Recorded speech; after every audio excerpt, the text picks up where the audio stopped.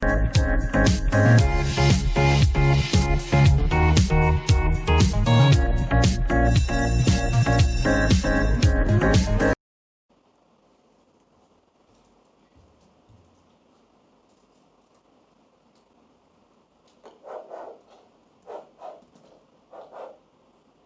વિદ્યાર્થી મિત્રો, good morning all of you.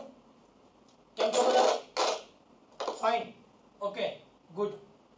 હવે લાસ્ટ ટાઈમ આપણે ધોરણ 11 ની અંદર ચેપ્ટર નંબર 5 માં આઈ થિંક ન્યૂટનની ગતિના પહેલા બે નિયમો જોઈ ગયા હતા.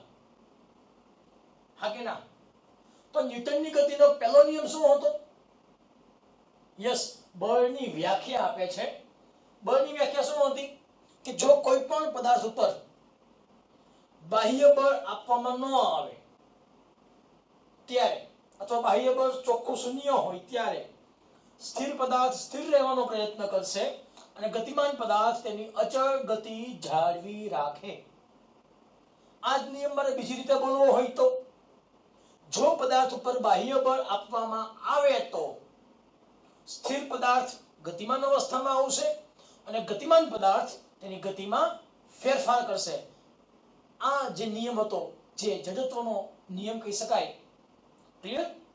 પછી ન્યૂટનની ગતિનો બીજો નિયમ હતો, દળ અને પ્રવેગના ગુણાકારને બળ કહેવાય.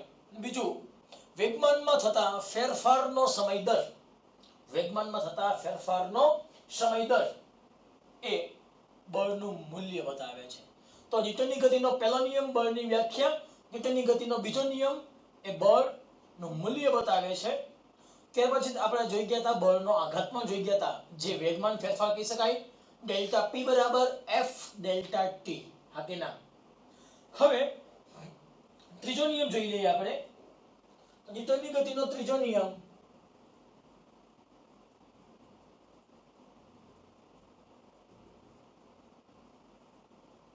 તો ન્યૂટનની ગતિનો ત્રીજો નિયમ એ શું કહેવા માંગે છે? અત્યાર સુધી આપણે વાતચીત કરી કે બળનું મૂલ્ય, બળની વ્યાખ્યા. પ્રશ્ન એ થાય કે પદાર્થ ઉપર બળ લગાડે છે કોણ?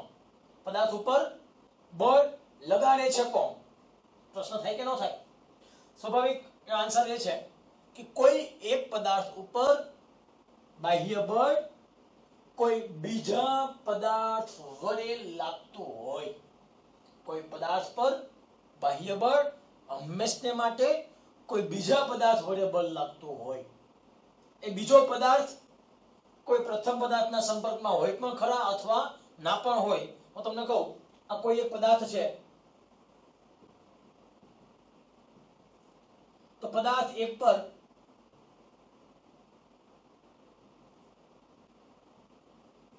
પદાર્થ બે વડે બળ લાગે. આ પદાર્થ શું હોય? બીજો. આપેલ પદાર્થ સંપર્કમાં હોય અથવા તો ના પણ હોય. પદાર્થ એકબીજાના સંપર્કમાં હોય પણ ખરા અથવા તો સંપર્કમાં ના પણ હોય. ક્લિયર? તો બીજી વિશેષ વાતચીત કરવી હોય તો પદાર્થ એક પર પદાર્થ બે વડે બળ લાગે છે, તો શું પદાર્થ એક વડે બે પર બળ લાગી શકે? અહીંયા પદાર્થ એક પર પદાર્થ બે વડે બળ લાગે છે, તો શું પદાર્થ બે ઉપર પદાર્થ એક વડે બળ લાગી શકે? જવાબ છે હા. તો મેં નિયમ બોલું છું, ન્યૂટનની ગતિનો ત્રીજો નિયમ. ક્રિયાબળ અને પ્રતિક્રિયાબળ સમાન મૂલ્યના અને પરસ્પર વિરુદ્ધ દિશાના હોય છે. તો ક્રિયાબળ અને પ્રતિક્રિયાબળ સમાન મૂલ્યના અને પરસ્પર વિરુદ્ધ દિશામાંના હોય. એનો મતલબ પદાર્થ એક વડે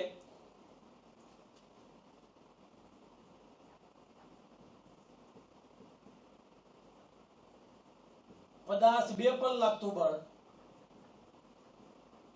બરાબર શું હોય? પદાર્થ બે વડે પદાર્થ એક પર લાગતું બળ થાય. બેના મૂલ્ય કેવા થશે? સમાન. બેની દિશા કેવી હશે? વિરુદ્ધ.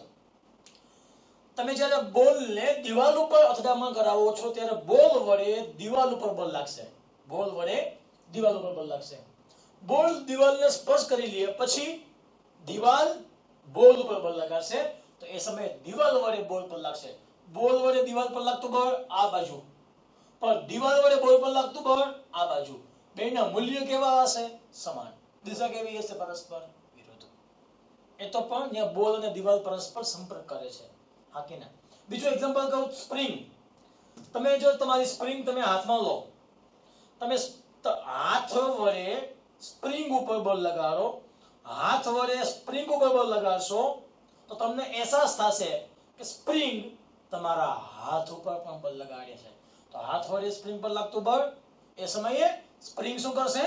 તમારા હાથ ઉપર બળ લગાડશે. હાથ વડે સ્પ્રિંગ પર લાગતું બળ, સ્પ્રિંગ વડે હાથ પર લાગતું બળ, બેના મૂલ્ય સમાન હોય. દિશા કેવી હશે? પરસ્પર વિરુદ્ધ. એ જે જો કદાચ જોવામાં આવે ઉત્પ્લાવક બળ કદાચ જોયું હોય, આ પાણીનું ડબલું છે, ધ્યાન આપજો ખાસ. આ પાણીનું ડોલ છે. આ પાણીની ડોલની અંદર તમે જ્યારે મગ ડુબાડો છો ત્યારે મગ વડે પાણી પર લાગતું બળ એ સમયે ડબલું ક્યાં આવશે? પાછો ઉપર આવી જશે. કે ભાઈ પાણી વડે મગ પર લાગતું બળ બેના મૂલ્ય સમાન હોય. દિશા પરસ્પર વિરુદ્ધ હોય. આ જે ઉત્પ્લાવક બળ છે કોને કારણે લાગ્યું હશે? આ મગ વડે પાણીની જેટલી સપાટી વિસ્થાપક થાય, પાણીની જેટલી સપાટી આકાર બદલાવે, જેના કારણે જે બળ ઉત્પન્ન થશે કયું કહેવાશે? ઉત્પ્લાવક બળ. આ બધા બળ કેવા છે? સંપર્કમાં આવેલા બળ છે. બીજી વાત કરું, ધારો કે આ કોઈ એક પથ્થર છે. પથ્થરને જો મુક્ત પતન કરવા દેવામાં આવે તો પથ્થર મુક્ત પતન પામતા ક્યાં જશે?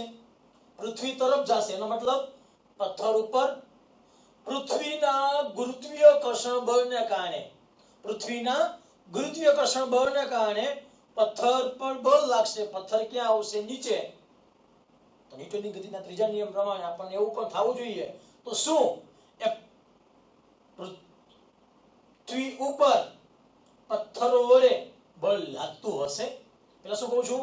પૃથ્વી વડે પથ્થર ઉપર બળ લાગે છે. ક્યાં? અધો દિશામાં. કયું બળ? ગુરુત્વાકર્ષણ બળ. ઇથી ઉલટું તો શું પથ્થર વડે પૃથ્વી ઉપર ઉધ્વ દિશામાં બળ લાગતું હશે? શું પથ્થર વડે પૃથ્વી પર બળ લાગે તો પૃથ્વી ક્યાં આવવી જોઈએ? ઉપર. દેખીતી રીતે આપણને જોવા મળતું હોતું નથી, પણ વાસ્તવિક બળ લાગે છે. પરંતુ પૃથ્વીનું દ્રવ્યમાન ખૂબ જ વધારે હોવાથી આપણે બળની અસર જોઈ શકતા નથી. ક્લિયર? તો આજે તો ન્યૂટનના ગતિના ત્રીજા નિયમની વાતચીત. આઘાત અને પ્રત્યાઘાત. બીજી રીતે કેવું હોય તો આઘાત અને પ્રત્યાઘાત સમાન મૂલ્યના અને પરસ્પર વિરુદ્ધ દિશાના હોય, અથવા ક્રિયાબળ અને પ્રતિક્રિયાબળ સમાન મૂલ્યના પરસ્પર વિરુદ્ધ દિશામાં ના હોય. અથવા તો કહેવાય પદાર્થ એક વડે પદાર્થ બે પર લાગતું બળ અને પદાર્થ બે વડે પદાર્થ એક પર લાગતા બળના મૂલ્ય સમાન હશે, દિશા પરસ્પર વિરુદ્ધ હશે. ક્લિયર? તો આ વાતચીત થઈ ગઈ ન્યૂટનની ગતિના ત્રીજા નિયમની વાત. હવે આમાં બીજા તમને પ્રશ્ન ઉત્પન્ન થાય તો શું ખરેખર ક્રિયાબળ, આ પદાર્થ પહેલો, આ પદાર્થ બીજો, પદાર્થ એક વડે લાગતું બળ ધારો કે કયું હોય? ધારો કે ક્રિયાબળ. એક વડે બે પર લાગતું બળ. જો એક વડે બે પર લાગતું બળ ક્રિયાબળ હોય તો શું બે વડે એક પર લાગતું બળ એ પ્રતિક્રિયા બળ કહી શકાય? એનો મતલબ આ સમગ્ર તંત્રની અંદર ક્રિયાબળ અને પ્રતિક્રિયાબળ લાગે ને લાગે જ. તો પ્રશ્ન એ થાય પેલા શું લાગ્યું હશે? ક્રિયાબળ લાગ્યું હશે કે પેલા શું પ્રતિક્રિયાબળ લાગ્યું હશે? શું પેલા ક્રિયાબળ લાગ્યું? નહીં. યાદ રાખજો મિત્રો, બંને બળ એકી સાથે એકી સમયે જ લાગે છે. આ તો નામકરણ તમે આપો છો. ખરેખર બંને બળ એકી સાથે એકી સમયે લાગશે. તમે આને પ્રતિક્રિયા બળ કયો તો તમે આને ક્રિયા બળ પણ કહી શકો, તો આ શું થશે? પ્રતિક્રિયા બળ થાય. ક્લિયર? એટલે ક્રિયા બળ અને પ્રતિક્રિયા બળ આપણે નામ આપીએ છીએ આપણે સમજણ માટે. વાસ્તવિક એવા કોઈ નામ હોતા નથી. વાસ્તવિક તંત્ર ઉપર બંને બળના મૂલ્ય સમાન હશે, બંને બળના દિશા કેવી હશે? પરસ્પર વિરુદ્ધ. ક્લિયર? ઇતિ વિશેષ આગળ વાતચીત કરીએ. શું કોઈ એક જ પદાર્થ ઉપર ક્રિયા બળ પ્રતિક્રિયા બળ બંને લાગે? ના. એક પદાર્થ ઉપર કોઈ એક જ બળ લાગે, કાં તો ક્રિયા બળ અથવા તો પ્રતિક્રિયા બળ. બંને બળ એક જ પદાર્થ પર લાગતા નથી. ક્લિયર? હા, પદાર્થની ગતિનો જો મારે અભ્યાસ કરવો હોય, પદાર્થની ગતિનો અભ્યાસ કરવા માટે તમારે કોઈ એક બળ ધ્યાનમાં લેવું પડે. તમે બંને બળ એકી સાથે ધ્યાનમાં લેતા નથી. તો મિત્રો, ન્યૂટનની ગતિના ત્રીજા નિયમની પ્રસ્તાવના હતી, જે તમે સરળતાથી તમારી બુકની અંદર પણ તમે સમજી શકો. છે કે ડાઉટ આમાં? નથી ને? ઓકે. હવે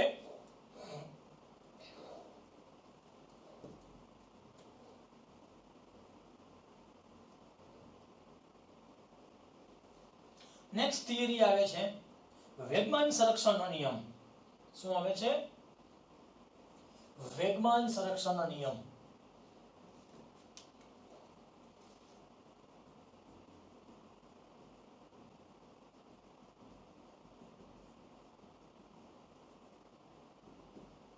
વેગમાન સંરક્ષણનો નિયમ.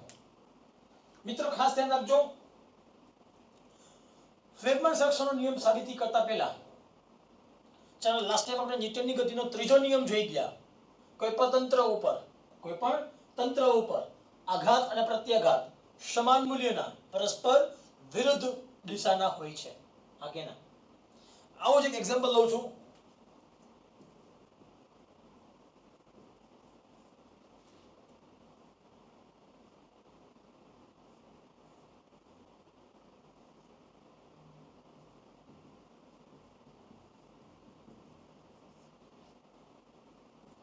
ગોળીને કહેવાશે બુલેટ. ગોળીને શું કહેવાશે? બુલેટ. બંદૂક એને કહેવાશે ગન. પ્રારંભિક તબક્કામાં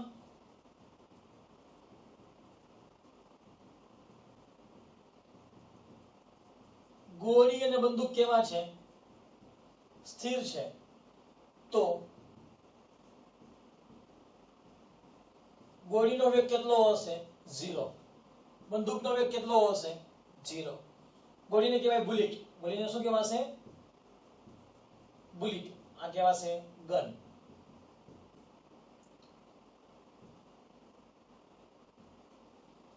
તો વેગમાન પણ કેટલું હશે? 0. વેગમાન પણ કેટલું હશે? 0. તો કુલ વેગમાન કેટલું કહેવાશે?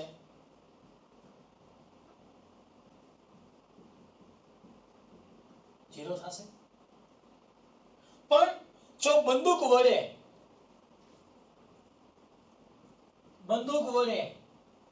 ગોળી છોડવામાં આવે, બંદૂક વડે ગોળી છોડવામાં આવશે, તો બંદૂક પાછળ જશે, ગોળી ક્યાં જશે? આગળ જશે. બંદૂક પાછળ જશે, ગોળી આગળ જશે, તો બંદૂકનો વેગ કેટલો કહેવાય? બંદૂક એટલે કહેવાય ગન. તો vg બરાબર -vg. ગોળી આગળ જશે તો બુલેટનો વેગ કહેવાશે +vb. એ સમયે આનું વેગમાન કેટલું કહેવાશે? -pg. આનું વેગમાન +pb. તો કુલ વેગમાન કેટલું કહેવાશે?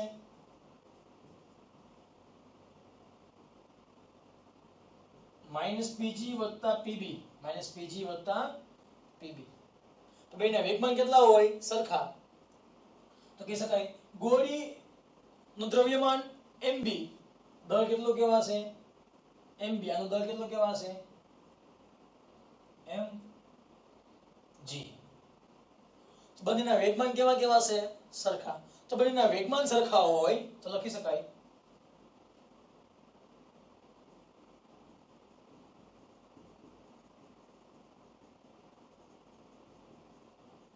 કહેવાશે pg બરાબર pb. આ બાજુ આવે તો अथवा तो માઇનસ pg વત્તા pb બરાબર 0. તો પ્રારંભિક તબક્કામાં તંત્રનો કુલ વેગમાન કેટલું હતું? 0 હતું. અંતિમ પર કુલ વેગમાન કેટલું કહેવાશે? 0 કહેવાશે. આ જવાબ કેટલો આવશે? તો 0 આવશે. આમ તંત્ર ની અંદર પ્રારંભિક અવસ્થામાં અને અંતિમ અવસ્થામાં વેગમાન બદલાતા નથી. ક્લિયર? તમે વાતચીત કરી હતી બુલેટ માટે. હજી એક ધારો કે આપો બીજું એક્ઝામ્પલ. ધારો કે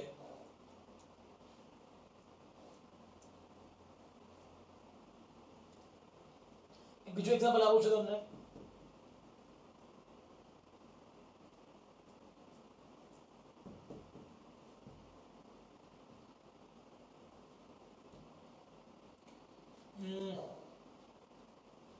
ચલો આ બંદૂક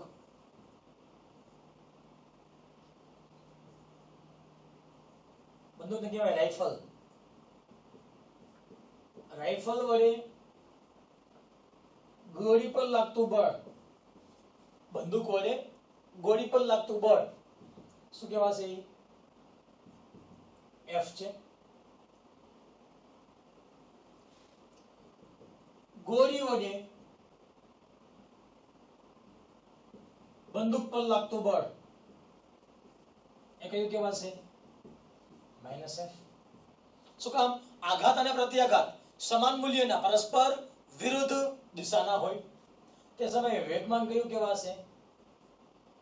બંદૂક વડે ગોળી પર લાગતું બળ, બંદૂક વડે ગોળી પર લાગતું બળ કયું કહેવાશે? વેગમાન. બંદૂક વડે એટલે રાઇફલ વડે ગોળી પર લાગતું વેગમાન, આ વેગમાન કેવું કહેવાશે? માઈનસ કોના વડે છે? ગોળી વડે રાઇફલ પર લાગતું વેગમાન. શું કહે છે ન્યૂટનની ગતિનો બીજો નિયમ? બંને બળના મૂલ્ય કેવા હોય? પરસ્પર વિરુદ્ધ દિશાના સમાન મૂલ્યના હોય. જ્યાં વેગમાનનો ફેરફાર જેને કહેવાય છે બળનો આઘાત કહેવાય ડેલ્ટા p બરાબર f ડેલ્ટા t. f બરાબર શું લખી શકાય? ડેલ્ટા p બરાબર ડેલ્ટા t. મૂકી દે કિંમત અહીંયા. ડેલ્ટા p છેદમાં ડેલ્ટા t બરાબર માઈનસ ડેલ્ટા p છેદમાં ડેલ્ટા. કોના માટે હતું?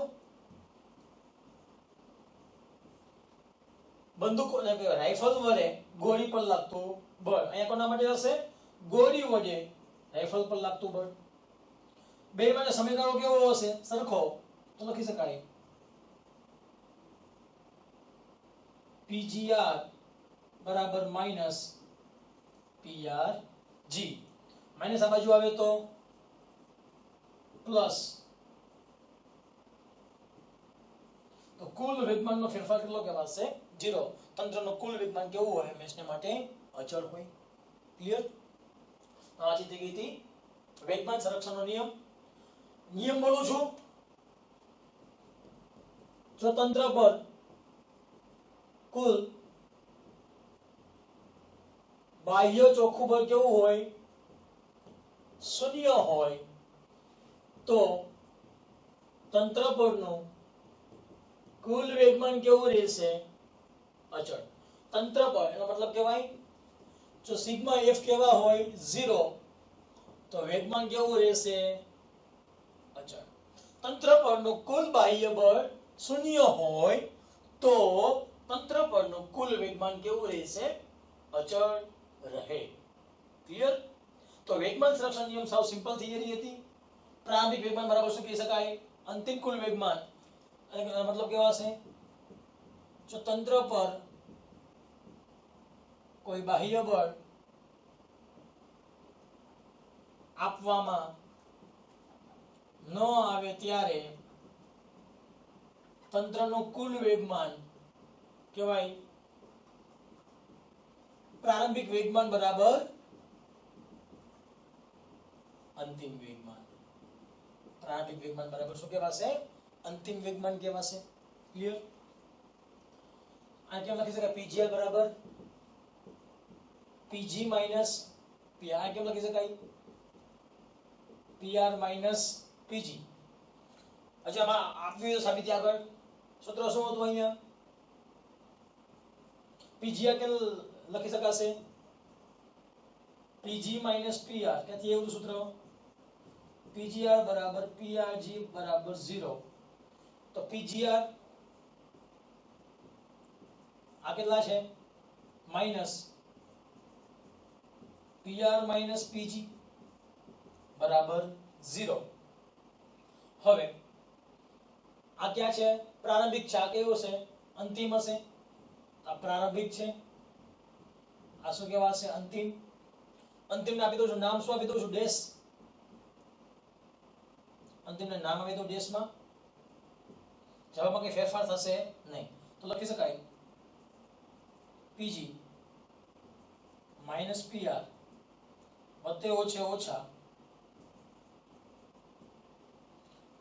વત્તે ઓછે ઓછે વત્તા કેવાશે પીજી પ્લસ પીજી ડેશ બરાબર PR plus PR dash clear તો આ સાવ સિમ્પલ થિયરી હતી વેગમાન સંરક્ષણ નિયમ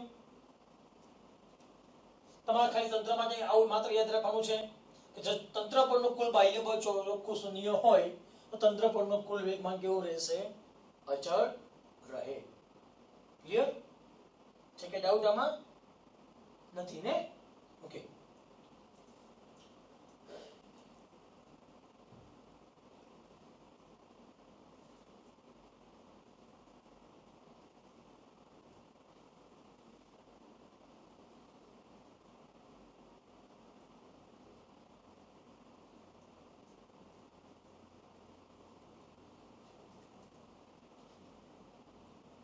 પછી નેક્સ્ટ થિયરી આવે છે બળોનું સંતુલન નેક્સ્ટ થિયરી કઈ આવે છે બળોનું સંતુલન તો મુખ્યત્વે બળોનું સંતુલન કઈ રીતે હોય બે રીતે એક તો રેખીય સંતુલન અને બીજું કયું આવશે ચાકીય સંતુલન કહેવાય ચાક ગતિમાં સંતુલન એક રેખીય સંતુલન ને બીજું ચાક ગતિમાં સંતુલન રેખીય સંતુલન હોય તો કુલ ચોખ્ખું બળ કેટલું કહેવાશે 0 ચાકીય સંતુલન હોય તો આને કહેવાય ટોર્ક કુલ ટોર્ક કેટલું હોય 0 અત્યારે આપણે આનો અભ્યાસ કરવાનો થતો નથી જે ચાક ગતિ એટલે શું કહેવાય જે દ્વિપરિમાણીય અથવા તો ત્રિપરિમાણીય ગતિ થતી હોય તો દ્વિપરિમાણીય અથવા ત્રિપરિમાણીય ગતિની અંદર આપણે ચાક ગતિનો અભ્યાસ કરીશું જે આપણે ચેપ્ટર નંબર 7 ની અંદર આપણે જોઈશું અત્યારે માત્ર શું જોઈ જઈએ રેખીય સંતુલન જોઈ જઈએ હું તમને એમ કહું આ કોઈ એક પદાર્થ બનેલો છે આ કોઈ પદાર્થ સ્થિર છે કોઈ પદાર્થ સ્થિર છે જો પદાર્થ સ્થિર હોય એનો મતલબ કેવાશે પદાર્થ પર લાગતું બાહ્ય બળ કેટલું હશે 0 પદાર્થ પર કોઈ જાતનું બાહ્ય બળ લાગતું નથી જો બાહ્ય બળ ન લાગતું હોય તો પદાર્થ શેમાં હશે સ્થિર અથવા તો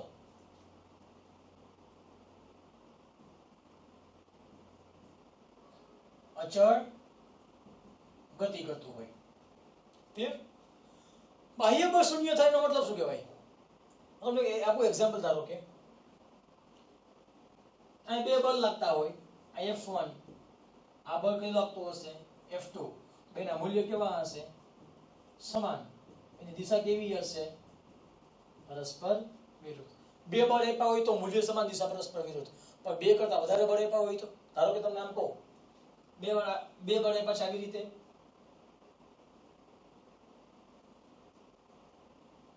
આ F1 છે આ શું છે F2 છે જો સબાચકોની રીત લઉં તો સબાચકોની રીતમાં સામસામેની બાજુ જોડી દઈએ તો અને સમાંતર સદિશ આ કહેવાશે અને સમાંતર સદિશ આ કહેવાશે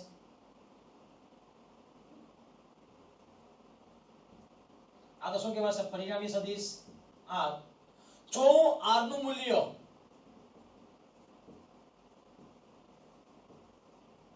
કેટલું લઉં F3 જેટલું લઉં કેટલું લઉં છું F3 જેટલું લઈ લઉં છું બેની દિશા કેવી હશે પરસ્પર વિરુદ્ધ ઠીક છે દિશા પરસ્પર વિરુદ્ધ જો R અને F1 અને F2 થી બનતું પરિણામી બળ, F1 અને F2 થી બનતું પરિણામી બળ એ R હોય તો R ના મૂલ્ય જેટલું જો કોઈ બળ F3 લેવામાં આવે, દિશા પરસ્પર B ની વિરુદ્ધ લેવામાં આવે તો તંત્ર બળનું ચોખ્ખું બળ કેટલું કહેવાશે? 0 કહેવાશે. શું કામ? -F3 આવે જોઈએ હોય તો +F3 મતલબ કહેવાશે સિગ્મા F બરાબર 0. ક્લિયર? તો આ જે નિયમ જો દોરવામાં આવે તો શું કહી શકાય? આ પહેલો સદિશ હતો F1, પહેલાના હેડ ઉપર શું મૂકવામાં આવે? બીજો ના F2, ત્રીજો આવશે અહીંયા, આ શું કહેવાશે? F3. જો દરેક સદિશો જ્યારે કોઈ તંત્ર પરનું પરિણામી બાહ્ય બળ શૂન્ય હોય ત્યારે બધા જ બળો એક પછી એક આવશે. એકના હેડ ઉપર બીજાની ટેલ, બીજાના હેડ ઉપર ત્રીજાની ટેલ, ત્રીજાના હેડ ઉપર ચોથાની ટેલ, ચોથાના હેડ ઉપર પાંચમાની ટેલ. આવી રીતે તમે ક્રમિક એક પછી એક સદિશો જોડી દો અને બંધમાન કરી નાખો તો ચોખ્ખું બળ કેટલું કહેવાશે? 0. x અક્ષ પર હોય તો સિગ્મા fx0, y અક્ષ પર હોય તો સિગ્મા fy0, z અક્ષ પર હોય તો સિગ્મા fz0. અહીં લખવા હોય તો ત્રણ બળ છે તો લખી શકાય F1 F2 F3 કેટલા કહેવાશે? 0. x અક્ષમાં હોય તો F1x, F2x, F3x બરાબર 0. y અક્ષમાં હોય તો F1y, F2y અને F3y બરાબર 0. z અક્ષમાં હોય તો F1z F2z F3z બરાબર 0. ક્લિયર? તો મિત્રો આ વાક્ય હતી તમારા કહી શકાય કણોનું સંતુલન, તંત્રનું સંતુલન, બાહ્ય બળનું સંતુલન. ક્લિયર? નેક્સ્ટ થિયરી આપણે ઘર્ષણનો જે ટોપિક આવે છે પછી જોઈશું. અત્યારે આપણે માત્ર અહીંયા સુધી રાખીએ. Okay, thank you very much.